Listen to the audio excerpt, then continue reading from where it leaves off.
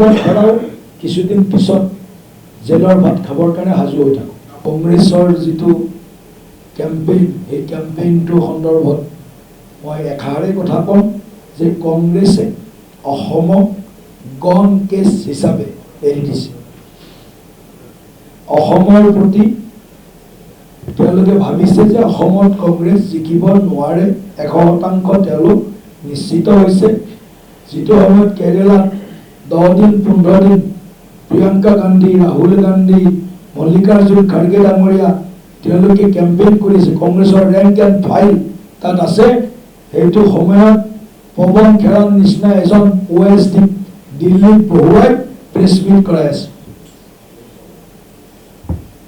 OSD আছিলে তেওঁ দিল্লীৰ মুখ্যমন্ত্ৰী শীলা দীক্ষিত ডাঙৰীয়া। কংগ্ৰেছত তেওঁৰ দাম কিমান সেইটো কথা কংগ্ৰেছৰ নেতাসকলেও জানে। সেইকাৰণে এনেকুৱা মানে বিসংগতিহীন, তথ্যহীন, অযুক্তিকৰ কিছুমান তথ্য তেওঁ এইবিলাক বহি বহি খুচৰি থাকে।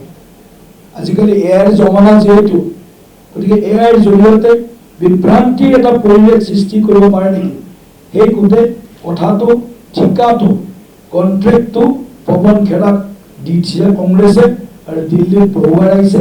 আৰু মই আচৰিত হৈছোঁ কংগ্ৰেছৰ ইমান তেওঁলোকৰ মানদণ্ড নিম্নগামী হ'ল।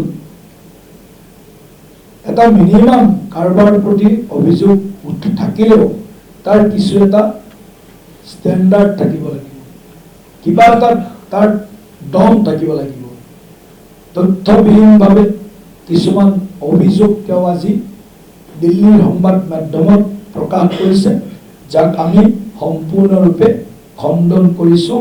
বেছলেছ আমাৰ তেখেতৰ যিবিলাক অভিযোগ বেছলেছ, তথ্যহীন আৰু বিভ্ৰান্তিকৰ তেখেতৰ প্ৰেছ মিটৰ কথাবিলাক, আৰু ইমান নিম্নগামী কংগ্ৰেছ হ'ব পাৰে এই কথাটো হয়তো প্ৰায় 200 বছৰ হ'ল কংগ্ৰেছৰ প্ৰতিষ্ঠা। কিমান বছৰ হ'ল?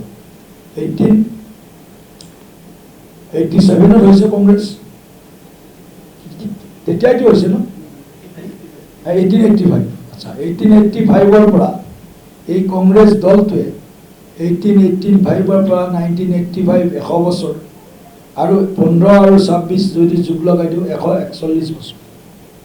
গতিকে এই সময়ছোৱাত কংগ্ৰেছ দলটো ইমান তললৈ নমা নাছিল।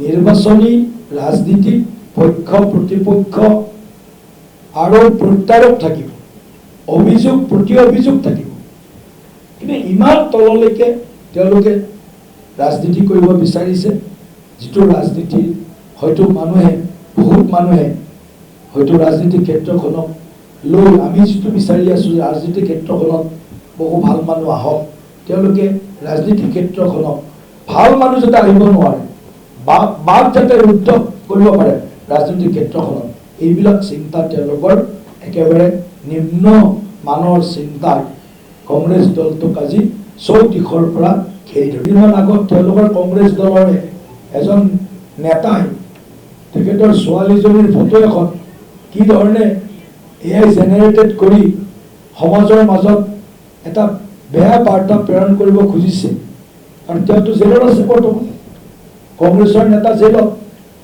গতিকে মই ভাবোঁ পৱন খেৰাও কিছুদিন পিছত জেলৰ ভাত খাবৰ কাৰণে সাজু হৈ থাকক।